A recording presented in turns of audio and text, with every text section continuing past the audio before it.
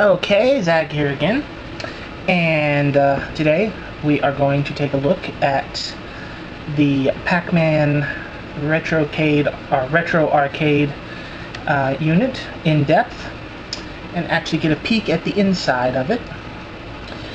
For general purposes, when you power it on, it's got this neat little lit controller here. When you push this, it brings up the menu, your basic power switch itself, which is right here. We have the arcade controller itself right here. Now the neat thing about this is this actually twists for the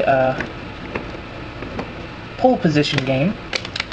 2 buttons, only one game I've found so far that actually uses the second button here. Well, no, 2 games. 2 games. Pole position actually uses this button for shifting, although I could not find a break anywhere. So let's go ahead and take a look at it. Our little micro set of screwdrivers here.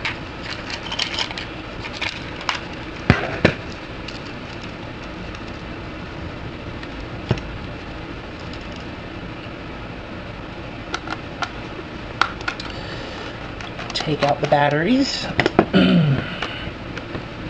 Again, the dumbest thing, a screw to hold the battery cover on. Now, I've been playing this for hours and hours and hours, and I see no sign of the batteries even beginning to get weak, so it's actually a good thing. I actually happen to like the old games on here. Had some fun with pole position.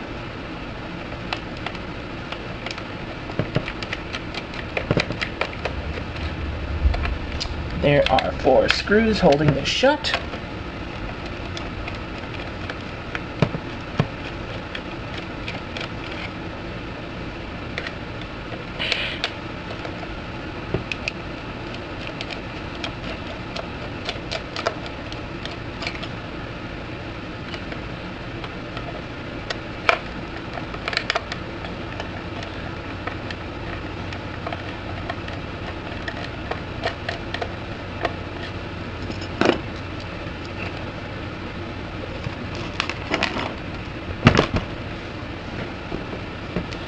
That's 1, 2,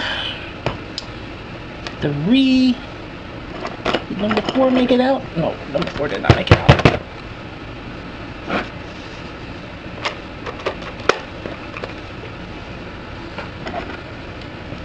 That number 4 might be stuck in there. Yeah, no, wait, loose. Come on, number 4. There we go. 4 screws. Put these someplace safe where they're not going to go rolling around somewhere.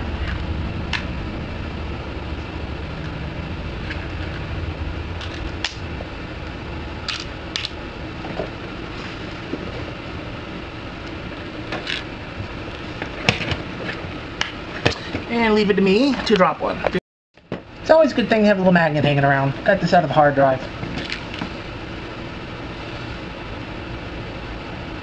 And I'll just go ahead and attach the rest of them to it. There, now they're not going anywhere. Okay. Now we can take the back off. Be a little gentle. There it is.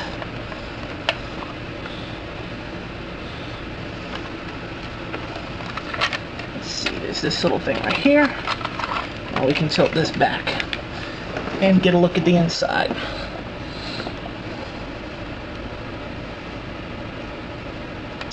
This is our battery compartment. Leads, little PCB for the LED and the menu button up front. A roughly cracker-sized, well, large cracker-sized PCB. Now, I did notice something interesting. When you look at this, I don't know how well this camera is getting in focus on here or not, but what we have is like some little white residue here and there.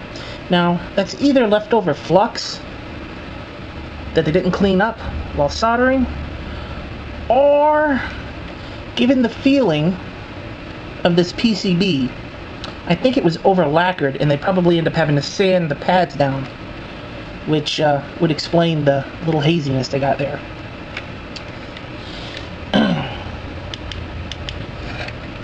Now, buttons themselves, we're not going to dig too awfully far into this because they didn't use any slip connectors. Everything in here is soldered. As you can see, let's see if this will focus or not. This is connected to a micro switch. I was actually rather surprised and impressed that everything in here is hooked up by micro switches instead of leaf switches, which I've seen a lot of other ones use in the past. And this controller right here is actually built pretty good. There's a good strong spring in it that you can see if I can get a view of it here. There's a spring in there that's centering the joystick. It also twists. Let's see if I can spot it.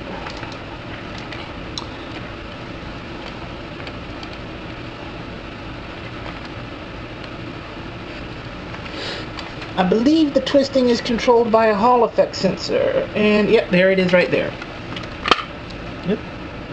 There's a little Hall effect sensor in right here.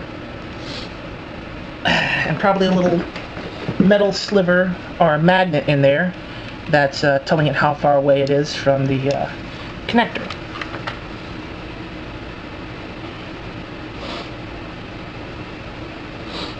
Again, I'm not going to actually pull out any of the controls themselves. Main reason is I don't feel like fighting them to go back into place.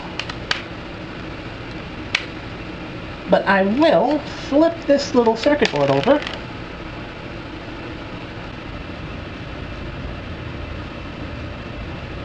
And I have to say this is probably one of the more interesting circuit boards that I've seen in the past couple of months anyway. Let's see if I can get this in a good angle for the camera here. What we have here is two Glock tops. One of them's got a sticker on it, and the sticker says A1621, and I think that's 0E. A16210E. And then there's a 4 and a symbol that I cannot make out at all underneath that. There is a M6000 crystal, and I do believe there is a secondary crystal on here, but I can't see the numbers on it. It is a little round guy. Let's see. This is the M6000, and I can't tell how well this camera is really picking this up, folks. I'm sorry if it's blurry. This appears to be another crystal. There are two Glock tops on the board, and a very interesting assortment of test points. There's actually little contact pads right next to the Glock tops that I would suspect a pin board is used in the manufacturing process to test and program these little guys. Glock tops are used for inexpensive electronics very widely in industry, for things that aren't really meant to go for incredibly long periods of time. Basically what they do is they get little silicon. The silicon and the die are exposed to the air, whole 9 yards. They place them on the board. They run little gold leads straight to the circuit board itself. Instead of pins, they run the little leads straight to the circuit board. Then they just cover them in this epoxy Glock top. And it's a lot cheaper way of manufacturing the unit. Saves from having to go through two separate sets of factories, and basically makes it so you can pick these things up for under 30 bucks. Capacitors, we have 1, 2, 3, 4. We have 4 electrolytic capacitors here. They seem to be rather good capacitors. At least they're not an off-brand.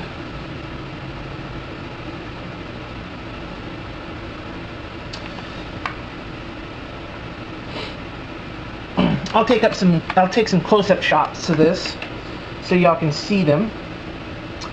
Quite a bit of surface mount stuff. We've got some surface mount capacitors, some bridges, row of resistors, a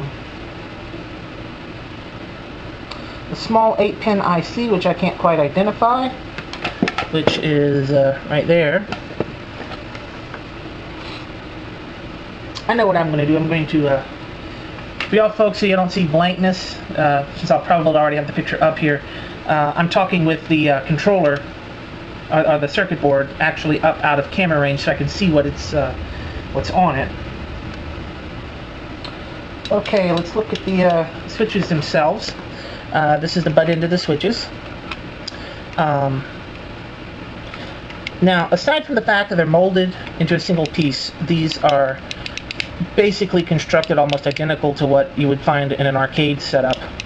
I don't have any out here to see, but basically an arcade rig would have a little tube, plastic tube, probably about that long, that has the button, the spring, and a little micro switch on the bottom.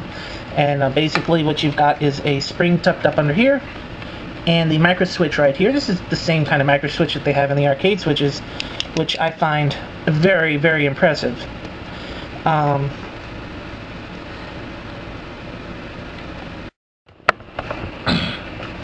Okay. Alright, basically the only bad thing I can really say about this is you should not see white stuff on your connectors. And some of these solder joints don't look all the cleanest in the world. I can't say too awful much about it though, because it does seem like the lacquer was overdone on the circuit board. So it looks like they really did just sand away a bit of this. As far as projects, I can see quite a few things done with this. I mean, if you really wanted to, you could take the switches and the controller loose from the circuit board and use it as a relatively good, inexpensive set of controllers for a mini main. Although, if you're going to go with a mini main and you're going to use a computer for the mini main, go ahead and get yourself a HAP controller and a couple of arcade buttons. They're not expensive. The arcade buttons are about $2.95, $2.50 to $2.95 a piece. And a really good 4-way controller is about 16 bucks. A 6-way controller is about 20. This would be a great little thing to take a little bitty LCD screen, pull this bottom assembly loose, keep the top assembly somewhat intact, and make a little mini main right out of it itself. That would make a beautiful little miniature multi-game unit. It would definitely keep the kids more entertained than just this hooked up to a TV. As far as interfacing the circuit board and seeing what else it has with it, I don't really have the tools to do that. You probably would need a bus pirate. You'd have to make a custom pin board for it, which really isn't all that hard, to be quite frank. So you say pin board. A pin board is a board with a bunch of small needles or pins on it that would connect to those little contact pads, and it allows you to interface to the chips and the ICs like you were connected to them with wires. To do something like this, basically what you would do is you get yourself a piece of when I do pin boards, I usually use the stuff that people put flours in. It's a kind of a spongy stuff, squishes real easy in the hand, but it holds pins up quite nicely, keeps them stable. Other people use just like packing styrofoam. Some people just use cardboard, and a bus pirate or something like that would work great for this. Well, that's the disassembly and dissection of this little board. I'm going to put it back together now, and hope it works. And I'm going to go track that screw that ran that way down. I have got to level this little thing. I need a workbench, folks. Another one. Power on.